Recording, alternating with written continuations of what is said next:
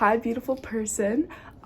Today I just wanted to talk about something that I was kind of thinking about.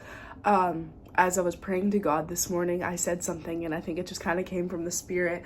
I said, Lord, help me to sit in the presence of you and not the presence of worry and not the presence of anxiety and not the presence of anything else, but help me to sit in your presence. And saying that really helped me think about that, because it's like so often, sometimes we have like this lingering feeling of worry or anxiety or something, and I think sometimes it's caused by what we're sitting in the presence of. So if you're sitting like in the presence of scrolling on Instagram Reels and you're comparing your body to some other girl's body, or you're comparing the way you look to some other girl, or you're comparing what this other person has to your, that's what you're sitting in the presence of. So that's kind of what you're worshiping. And I think that so often we're like, no, I only worship God. I'm such a good Christian. I do all the Christian things.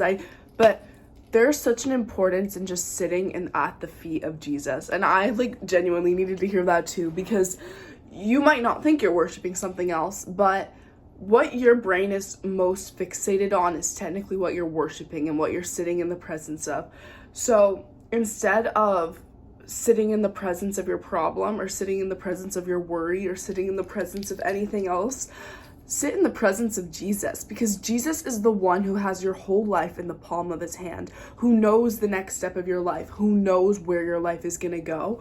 And he's the one you need to be following, not the presence of your worry or the presence of anything. Don't bow down to the altar of worry, or bow down to the worry of the altar of anxiety, because you could either bow down to Jesus and sit in his presence, or you could bow down to your anxiety, or you could bow down to the enemy.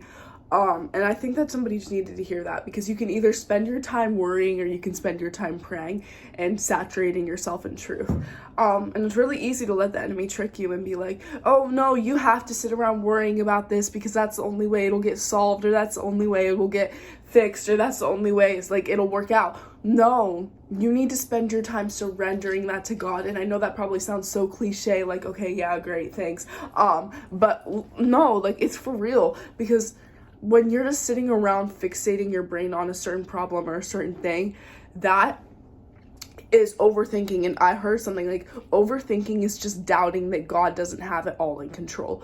And you don't want to do that. Like, he's the creator of this universe. He's the God who literally created the sunset. You look at every single day and you're like, wow, that is insanity. He is the God who created that, and you're doubting that he has a plan for your life, and you're doubting that he's going to fix out what you're worrying about. Oh, hey, that rhymed. He's gonna fix out what you're worried about. Okay.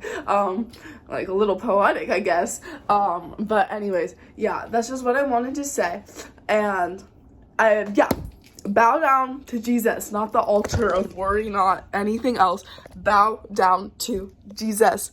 And despite what you're feeling, despite the anxiety, despite the problem, despite the whatever doubt you have, take that to God and replace it with truth. Say, God, this is how I feel, but I know this is what you say is true. And what you're spending your time thinking about is and what you're like obsessed with. Like, say this guy rejected you or something, and then that's what your brain is circulating on. Like, am I not pretty enough? Am I not? Do I need to fix something about myself? Do I need to be like her to be like, so he can like, no. That is from the enemy.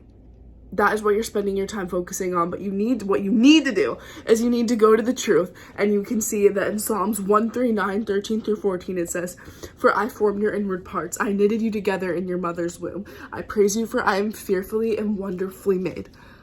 You're fearfully and wonderfully made. That is the truth right there. God would have made you a different way if he wanted you a different way, but he made you how you are because that's how he wanted you. Period. That's the truth. The world can say what it wants to say, but that is the truth. And God's word is eternal and it stands true. So spend your time saturating your brain in the eternal truth and not the fleeting dryness, drainingness of this world. Okay, I love you guys. Goodbye.